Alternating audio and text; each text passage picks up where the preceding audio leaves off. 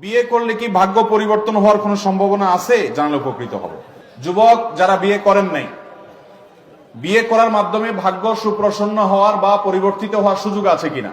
আমরা কোরআন খুললে দেখতে পাই আল্লাহ রাব্বুল আলামিন বলেছেন, ওয়া আনকিহুল আয়ামা মিনকুম ওয়াস সালিহিনা মিন ইবাদিকুম ওয়া ইমাইকুম ইন ইয়াকুনু ফুকারা ইউগনিহিমুল্লাহু মিন ফাদলি।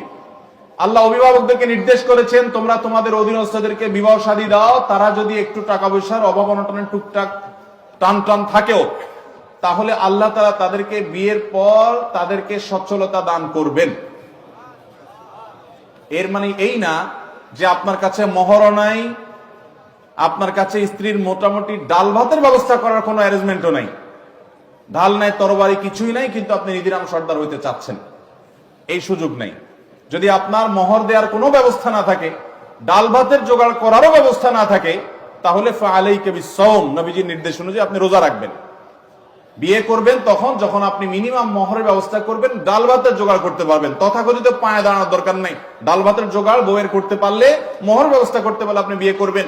এরপরে যেটুকু টানাটানি আছে, আল্লাহর ওয়াদা আছে আপনাকে অভাব দূর করে দিবেন। কয়েকজন সালাফ, ওমর রাদিয়াল্লাহু আনহু সহ কয়েকজন সালাফ থেকে বর্ণিত হয়েছে, আজাবান লিমান তালাবাল গিনা মিন গায়রি নিকাহ, ওই ব্যক্তিকে দেখে আমার আশ্চর্য হয় যে ব্যক্তি সচ্ছলতা চায় অথচ বিয়ে করে না। কারণ বিয়ে করলে আরেকজন যে আসবে তার রিজিকও আল্লাহ তাআলা নিয়েছেন না নেন নাই, অতএব তার রিজিক সহকারে আসবে ইনশাআল্লাহ বিইذنিল্লাহ। বিদায় এই হাদিসগুলো থেকে বোঝা যায় এবং আয়াত থেকে বোঝা যায় যে বিয়ে, এটার মাধ্যমে আল্লাহ রাব্বুল আলামিন মানুষের জীবনে বরকত দান করেন, বরকত নাজিল করেন।